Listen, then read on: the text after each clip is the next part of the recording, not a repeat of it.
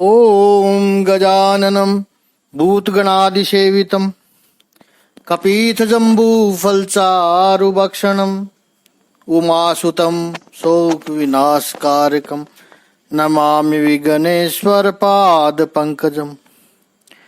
कृष्णाय वासुदेवाय हरये परमात्मने प्रणतय क्लेशनाशाय गोविन्दाय नमो नमः। ओम श्री महापुरुष देवाय नमः। ओम श्री गुरुदेवाय नमः। ओम आनंद स्वरूप भगवान की जय। ओम शांति स्वरूप भगवान की जय। हमारा चिंतन गीता अध्याय 3 श्लोक 22 पे चल रहा है। 22वां श्लोक को कल लिया ही था बस। तो पहले इसका शाब्दिक अर्थ है कि हे पृथा पुत्र, भगवान कहते हैं अर्जुन से कि तीनों लोकों में मेरे लिए कोई भी कर्म नियत नहीं है, न मुझे किसी वस्तु का अभाव है और न आवश्यकता ही है, तो भी मैं नित्य कर्म करने में तत्पर रहता हूं। हे पार्थ, हे अर्जुन, यहां पर अर्जुन को भगवान पार्थ संबोधन करते हैं। प्रथा का पुत्र यानी पृथ्वी का पुत्र, जो उस दृष्टि में हम सभी को संबोधन है, हम सभी का यही संबोधन है। हम सब भी पृथ्वी के पुत्र हैं। महाभारत की दृष्टि से देखें तो कुंती मूलतः वसुदेव जी की बहन थी, इसलिए तो भगवान कुंती को भुआ कहते हैं। और पिता सूरसेन ने इस कन्या का नाम पृथा रखा था जन्म के समय।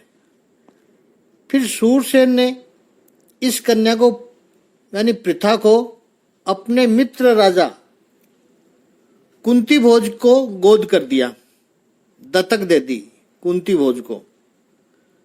उनके कोई संतान ही थी, तो सूरसेन ने अपनी ये पुत्री पृथा को कुंती भोज को दत्तक दी और कुंती भोज राजा ने इस कन्या का नाम रखा कुंती। प्रसिद्ध हुई कुंती के रूप में, लेकिन उसके जन्म का जो नाम है वो पृथा है। और उस पृथा का पुत्र पार्थ भगवान ने यहां संबोधन अर्जुन के लिए करते हैं। और एक तीसरा अर्थ बड़ा सुंदर है, उसको भी जाने कि पार्थ यानी यानी परमेश्वर, एकमात्र परमेश्वर ही जिसका अभिष्ट है यानी अभिलाषा है, अपेक्षा है, वो पार्थ, जिसको केवल परमेश्वर चाहिए। इसीलिए तो अर्जुन ने दूसरे अध्याय के 7वें श्लोक में कहा था, यशस्रे यशा निश्चितम ब्रूहि तन्मे, यश्रे यशा निश्चितम ब्रूहि तन्मे। कल्याण चाहिए प्रभु मुझे, परमेश्वर के अलावा और जीवन में कल्याण क्या हो सकता है। तो आध्यात्मिक अर्थ में हम सब पार्थ हैं, जिसको परमेश्वर की अभिलाषा है, वो सब पार्थ हैं। हे पार्थ, भगवान श्री कृष्ण तीसरे अध्याय के इस 22वें श्लोक में कहते हैं कि अर्जुन, तू इतने वर्षों से मेरे साथ में है,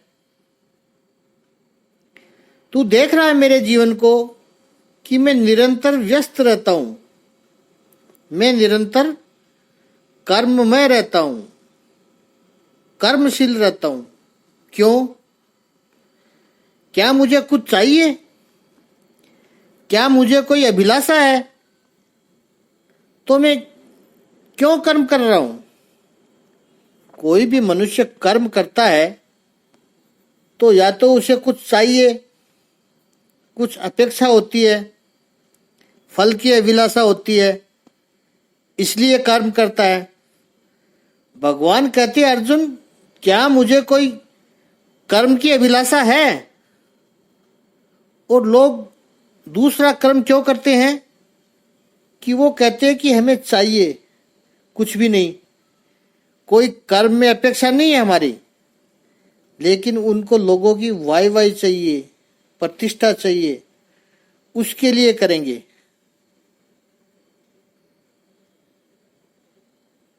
भगवान श्री कृष्ण जन्म से ही बड़े हैं, उनको क्या बड़प्पन चाहिए, उनको क्या प्रतिष्ठा चाहिए, प्रतिष्ठा के लिए नहीं करते हैं। अच्छा, तीसरा एक हेतु और होता है कि आनंद के लिए काम करते हैं। कर्म मुझे प्लेजर देता है, सेटिस्फेक्शन देता है, संतुष्टि देता है, इसलिए आनंद के लिए कर्म करता हूं मैं। तो भगवान श्री कृष्ण जो कर्म करते हैं तो क्या वो आनंद के लिए करते हैं? वो तो स्वयं आनंद रूप है, सच्चिदानंद रूपाय, वो स्वयं आनंद घन है, वो स्वयं आनंद दाता है। तो वो कोई आनंद के लिए कर्म करेंगे? नहीं करेंगे। नवरात्रि में गरबा खेलें, क्यों खेलें? पैसे मिलते हैं? नहीं। संभव है कि पैसे खर्च करके, पास लेकर के, पास खरीद के आप जा रहे हो, तो पैसे कमाने के लिए कोई गरबा नहीं खेलता है। अच्छा, तो कोई प्रतिष्ठा चाहिए, गरबा तब खेलता है? नहीं, वो भी नहीं चाहिए। कोई देखे न देखे कोई फर्क नहीं पड़ता है। तो फिर क्यों गरबा करते हो? रात के 3-3 घंटे, 4-4 घंटे तक क्यों गरबा खेलते हो? तो कहेगा मुझे आनंद आता है। कोई देखे न देखे क्या फर्क पड़ता है?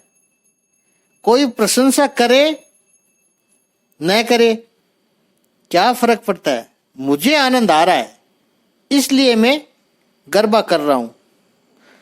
कुछ लोग तो ऐसे होते हैं, वो नाचेंगे अपने ही लय में, सामने वाले को, बराबर वाले को डर लगता है कि कहीं ये इतनी बेतुकी से नाच रहा है, लकड़ी से मेरा सर ना फोड़ दे। वो कहता है तुझे नहीं आता, रहने दो रहने दो।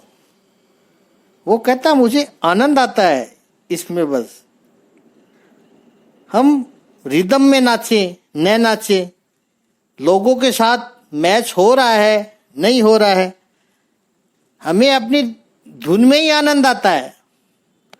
तो प्रशंसा तो छोड़ो, निंदा होती है फिर भी नाचते हैं, संकोच छोड़ करके। क्यों? मजा आता है, आनंद आता है। तो प्रभु को आनंद चाहिए क्या? प्रभु को आनंद चाहिए? नहीं। भगवान स्वयं आनंदमय है, आनंद घन है, आनंद राशि है, आनंद दाता है। तो भगवान श्री कृष्ण कर्म क्यों करते हैं? भगवान यहां स्पष्ट कहते हैं, त्रिषु लोकेषु, तीनों लोक में। इस लोक की बात छोड़ो, तीनों लोकों में मेरे लिए कुछ करने को है ही नहीं, कुछ कर्तव्य है ही नहीं, कुछ बाकी है ही नहीं, है ही नहीं। इतना ही नहीं है, अनवाप्तम न, कोई भी ऐसी बात नहीं है जो प्राप्त करने जैसी हो और वो मैंने प्राप्त न की हो, ऐसा कुछ भी नहीं है। फिर भी कर्मणि एव वर्ते, भगवान कहते फिर भी मैं कर्म करता हूं। क्यों करता हूं? इस श्लोक को थोड़ा समझे। यद यदा चरति श्रेष्ठा, ये प्रभु ने 21वें श्लोक में कहा। उसके बाद 22, 23 और 24, इन 3 श्लोकों में प्रभु अपनी बात करते हैं, अपने स्वयं के आचरण का वर्णन करते हैं प्रभु भगवान श्री कृष्ण। क्यों? 21वें श्लोक में क्या कहा? यदा यदा चरति श्रेष्ठा, तदेवे तरो जन। संसार में श्रेष्ठ लोग, प्रतिष्ठित लोग जिस प्रकार का आचरण करते हैं, बाकी के लोग उसी प्रकार का आचरण करते हैं। इसमें से मधुसूदन सरस्वती जी ने बहुत सुंदर अर्थ निकाला है कि ये वाक्य कहने के बाद प्रभु ने 22, 23 और 24 आगे के श्लोकों में अपने आचरण का वर्णन किया। क्यों किया? क्योंकि उपदेश अर्जुन को हो रहा है, और अर्जुन के लिए श्रेष्ठ कौन है? ऑब्वियसली अर्जुन के लिए तो सबसे श्रेष्ठ भगवान श्री कृष्ण ही है। इसलिए तो अर्जुन ने कहा है कि शिष्यस्ते हम साधिमाम त्वाम प्रपन्नम। प्रभो, मैं आपका शिष्य हूं, आप मुझे उपदेश कीजिए, मैं आपकी शरण में आया हूं। तो जिसको उपदेश किया जा रहा है उसके लिए जो श्रेष्ठ है उसी की बात क्यों न करें? अर्जुन के लिए तो भगवान श्रेष्ठ है। अब उसके लिए भगवान जनक राजा का या अन्य का उदाहरण क्यों देंगे? वो जनक राजा अपने आप में श्रेष्ठ है, और भी जिसकी बात की जा रही है वो भी श्रेष्ठ है। लेकिन अर्जुन के लिए कौन श्रेष्ठ है? अर्जुन के लिए तो भगवान श्रेष्ठ है। पहले जो भगवान ने जनक आदि का उदाहरण दिया तो वो अर्जुन के पल्ले उतना नहीं पड़ा। तो भगवान ने सोचा अर्जुन के लिए तो श्रेष्ठ मैं हूं। ये प्रभुपाद मधुसूदन सरस्वती जी का अर्थ है।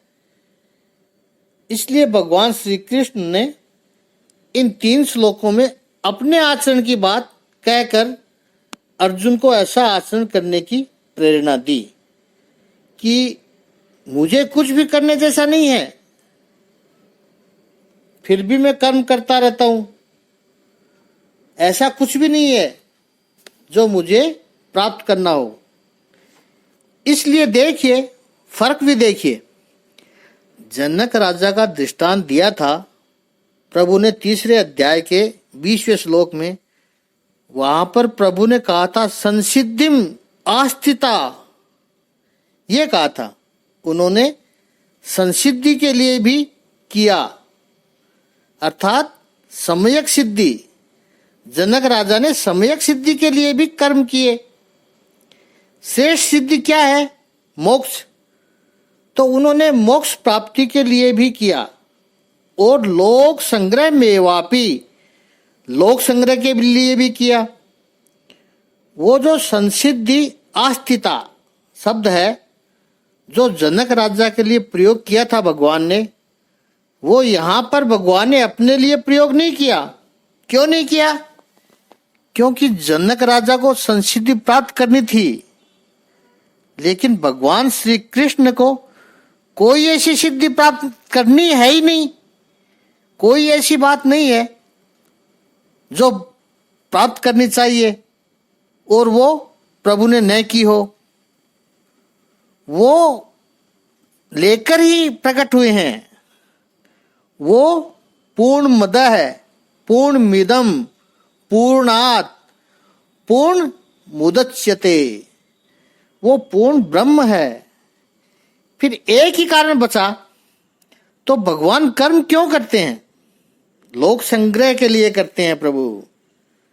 वो एकमात्र कारण है। भगवान कहते हैं कि मैं ये सारे कर्म कर रहा हूं, अन्यथा संपूर्ण त्रिलोकी में ऐसा कुछ भी नहीं है जो भगवान ने प्राप्त न कर रखा हो। त्रिषु लोकेषु, इस त्रिलोकी की बात भी जरा समझें। 3 लोकों में जो लोग आते हैं वो तीनों लोकों की सृष्टि में भगवान ने रचना की है। उस सृष्टि की वो भी जीव मात्र के लिए और उसके उद्धार के लिए प्रभु ने ये सृष्टि रची है। 3 लोक कौन से हैं? स्वर्ग लोक, नरक लोक और ये पृथ्वी लोक। अलग अलग अर्थ हो सकते हैं, पर यहां पर यही अर्थ करें।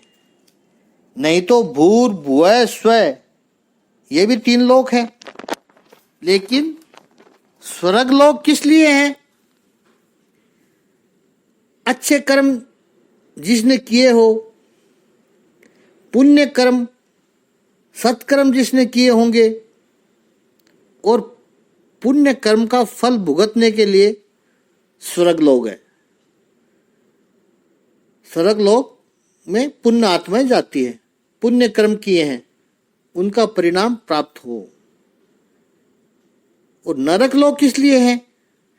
जैसे पुण्य किया हो उसका परिणाम प्राप्त करने के लिए स्वर्ग में जाते हैं, वैसे ही जिसने दुष्कर्म किए हो, पाप किए हो, तो उसका परिणाम भुगतने के लिए नरक में जाना पड़ता है। और तीसरा, ये मनुष्य लोक। ये याद रखना है कि मनुष्य लोक पुण्य और पाप करने के लिए नहीं मिला है, इसका हेतु समझना है। वस्तुतः मनुष्य लोक हमें इसलिए मिलता है कि हम पुण्य और पाप दोनों से ऊपर उठकर निष्काम कर्म योग निभाते हुए अपने कल्याण को प्राप्त करें, परम श्रेय को प्राप्त करें। और ये केवल मनुष्य लोक में ही संभव है, स्वर्ग लोक में कर नहीं सकते हैं। स्वर्ग लोक में तो पुण्य खर्च कर सकते हैं और कुछ नहीं कर सकते हैं। नरक लोक में केवल पाप खर्च कर सकते हो, नया पुण्य आप कमा नहीं सकते हैं नरक में जाकर के। मनुष्य लोक ऐसा है जहां पर हाँ पुण्य और पाप करने की स्वतंत्रता है, लेकिन उससे ऊपर उठकर मनुष्य अपने कल्याण की प्राप्ति कर सकता है। ऐसा मानव लोक में ही संभव है। और जैसा यहाँ भगवान श्री कृष्ण ने कहा है, नान वाप्तम वाप्तव्य, कुछ नहीं है जो मुझे प्राप्त करना हो। वेदांत की परिभाषा में यदि चिंतन करें तो हम भी तो परमात्मा के अंश हैं। 15वें अध्याय में 7वें श्लोक में प्रभु कहते हैं, ममे वांशे जीवलोके, इस बद्ध संसार में सारे जीव मेरे शाश्वत अंश है। और यदि हम परमात्मा के अंश हैं, ध्यान से सुनना है इसको थोड़ा, यदि हम परमात्मा के अंश हैं, यदि अर्थात है ही, यदि तो क्या होता है ही, हम परमात्मा के अंश है ही। वो अपने लिए है कि हम इसे स्वीकार करें या न करें, लेकिन हम परमात्मा के अंश हैं ही। सृष्टि की ये वास्तविकता है कि हम परमात्मा के अंश हैं। प्रत्येक जीवात्मा परमात्मा का अंश है और हम परमात्मा का अंश है। इसलिए परमात्मा के जो गुण है वही गुण अपने में भी आने चाहिए, आते हैं। यदि परमात्मा श्री कृष्ण कहते हैं कि नान वाप्तम वाप्तव्य, कोई ऐसा है नहीं जो मुझे प्राप्त करना पड़े और अभी तक मैंने प्राप्त न किया हो, तो यही बात जीवात्मा पर भी लागू होता है। वेदांत की भाषा में आत्मविश्वास में अनंत गुना वृद्धि हो जाएगी। आने वाले इन 3-4 मिनट की बात आप ध्यान से समझिए। ये महापुरुषों का अपना अनुभव है। क्या हमारे लिए कुछ है? हाँ, यहाँ पे हम दौड़ते बहुत हैं संसार में, सुबह से शाम, महीने भर, जीवन भर ये प्राप्त करना है, वो प्राप्त करना है, पैसा कमाना है, कीर्ति कमानी है, प्रतिष्ठा कमानी है, सत्ता पानी है, घर मकान बड़ा करवाना है, बहुत बहुत कुछ प्राप्त करना है, इतनी बड़ी लिस्ट बना रखी है हमने। युवक हो तो उसको पत्नी के रूप में युवती चाहिए, युवती हो तो उसको पति के रूप में युवक चाहिए, पति पत्नी मिल गए तो फिर संतान चाहिए। ये प्राप्त करना है, वो प्राप्त करना है, इतनी दौड़ धूप। कुछ क्षण शांति से प्रभु के समीप बैठिए, उनकी बातों को सुनिए। भगवान श्री कृष्ण जब कह रहे हो ममे वांसो जीव लोके जीव भूते सनातन है, हम परमात्मा के अंश है, इस पर चिंतन कीजिए।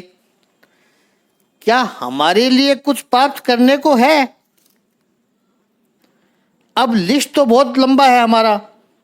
अब सोचिए वो प्राप्त करना किसे कहते हैं? आपका अचीवमेंट क्या है? अचीवमेंट वो है जो आपके साथ रहे, उसे आप अपनी प्राप्ति कह सकते हैं, अपना अचीवमेंट कह सकते हो। जैसे कोई व्यासपीठ से प्रवचन कर रहा है भागवत कथा का या गीता का ज्ञान, तो उस व्यास जी को उसके लिए एक नैपकिन भक्त लोग व्यास गद्दी पर रख देते हैं हाथ मुंह पोंछने के लिए। वो भक्त श्रद्धा से बड़े अच्छे अच्छे नैपकिन रखते हैं। अब उन व्यास जी ने 3-4 घंटे कथा की, भागवत की। कथा पूरी होने के बाद व्यास जी कहे कि अरे ये नैपकिन तो बहुत अच्छा है, मेरे घर में ऐसा नैपकिन नहीं है, चलो इसे ले चलूं। जैसे ही वो नैपकिन लेकर के व्यासपीठ से नीचे उतरेगा, वो जो भक्त है, जो भागवत करवा रहा है, यजमान है, वो कहेगा गुरुजी नैपकिन तो हमारा है। वो 3-4 घंटे इसका उपयोग वो कर सकता है जब तक वो व्यासपीठ पर है, लेकिन वो इस नैपकिन को घर पर नहीं ले जा सकता है।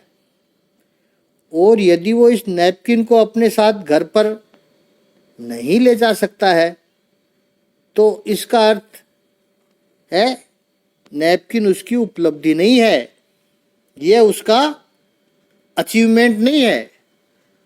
वो नहीं कह सकता कि मैं इसको अपने साथ ले जाऊंगा, तो ये नैपकिन उसकी अचीवमेंट नहीं है, उसकी प्राप्ति नहीं है। ये मात्र दृष्टांत है बात को समझाने का। इस दृष्टांत से हम सब समझ जाए, बस यही कोशिश है। लेकिन कथा से पहले समझना आप, कथा से पहले जो माला पहनाई गई, व्यास पूजन करते समय पुष्प की माला पहनाई गई, लेकिन कथा पूरी होने के बाद वो व्यास जी माला लेकर जाए तो कोई उसे रोकेगा नहीं कि गुरुजी ये माला मत लेकर के जाओ, यह तो केवल आपको व्यासपीठ पर पहनने को दी थी, ऐसा कोई नहीं कहेगा, क्योंकि ये माला समर्पित हो चुकी है व्यास पूजन के दौरान। अब वो चाहे तो वो माला को किसी को प्रसाद के रूप में देवे, घर ले जाए, वो चाहे जो कर सकता है। तो वो माला उस व्यास जी की उपलब्धि है, उसकी अचीवमेंट है, तो कह सकता है कि ये माला को मैंने प्राप्त की। दृष्टांत आप समझ गए अच्छी तरह से। अब इस सिद्धांत को समझते हैं, इसके पीछे सिद्धांत क्या है। हम संसार में बचपन से लेकर के जीवन भर, सुबह शाम, दिन भर, वर्ष भर जो भी प्राप्त करने का प्रयास करते हैं और उस प्रयास के परिणाम स्वरूप प्राप्त भी करते हैं, संपत्ति, सत्ता, प्रतिष्ठा, सुख सुविधा के साधन, ये सब प्राप्त करते हैं। जो हमने संसार से प्राप्त की, उसमें से एक भी वस्तु हम साथ में ले जा सकेंगे? जीवन से जब निकलेंगे तब नहीं ले जा सकेंगे। अभी तक कोई नहीं ले गया। नहीं, तो इसका अर्थ क्या हुआ कि जब हम संसार में आए तो ये संसार और प्रकृति के अंश स्वरूप हमने ये मानव देह, ये शरीर धारण किया। ये शरीर हमने प्रकृति के पास से, ये शरीर हमने भाड़े पर लिया। 5 महाभूतों से उनका अंश लिया और ये शरीर बना संसार का। यह शरीर संसार का है। भगवान श्री कृष्ण ने यह नहीं कहा कि तेरा शरीर में हूं, वो कह रहे हैं जीवात्मा में हूं। इस अर्थ को समझना है। स्थूल शरीर, सूक्ष्म शरीर, कारण शरीर, ये सब के सब यही रह जाएंगे। विशुद्ध प्योर सोल, आत्मा, वही परमात्मा का अंश है। बाकी सब यहां पर से इकट्ठा किया है, और जो यहां पर इकट्ठा किया है वो यहीं पर छोड़कर जाना है। जैसे अपन छोटे थे तब बरसातों में मिट्टी के घर बनाते थे, बड़ा बड़ा घर बनाते थे। या कई बच्चे समुद्र के किनारे, समुद्र के बीच पर अपने पापा के साथ जाएंगे तो वहाँ उस मिट्टी से घर बनाते थे। पापा ने कहा चलो घर चलो, तो उनको कहते हैं हाँ हाँ चलते हैं, लेकिन अभी भी घर बनाने में मशगूल है। पिताजी जब जोर से कहते चलो बहुत लेट हो गई, तो बच्चे उस घर पर नाचकर तोड़ने का आनंद लेते हैं, और उसमें कोई गिला शिकवा भी नहीं होता है उनको। 3-4 घंटे खेले तो आनंद था, फिर छोड़ के चले क्योंकि घर जाना है। बस यही बात है। घर से जब बीच पर आए, समुद्र के किनारे पर आए, तो न रेत लेकर आए थे, न पानी लेकर के आए थे, कुछ भी तो नहीं लेकर आए थे। रेत भी यहीं की थी, पानी भी यहीं का। घर बनाया, घर बनाते समय आनंद भी आया, खेले भी बहुत, 3-4 घंटे खेले। अब जब असली घर जाना है, प्रभु के पास जाना है, तो ये खिलौने का घर छोड़ने में कोई दुख नहीं होना चाहिए। ऐसे ही हमारा जो असली घर है वो परमात्मा श्री कृष्ण है।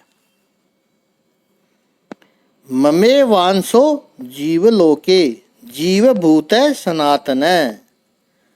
उस घर, असली घर से हम सृष्टि में समुद्र के किनारे पर आए हैं, 100 साल के लिए आए हैं, सब कुछ किया। समाज में जो भी कुछ मिला उसको इकट्ठा किया, घर सजाया, उससे खुशी भी हुई, उससे प्रसन्नता भी हुई। लेकिन फिर पता चलना चाहिए कि असली घर भी वापस जाना है, और वो असली घर जब जाएगा तब ये सब छोड़कर जाएगा, और ये सब छोड़कर जाएगा तो उसमें कोई गिला शिकवा नहीं होनी चाहिए। खेल खेला, आनंद किया। आगे का चिंतन कल करेंगे।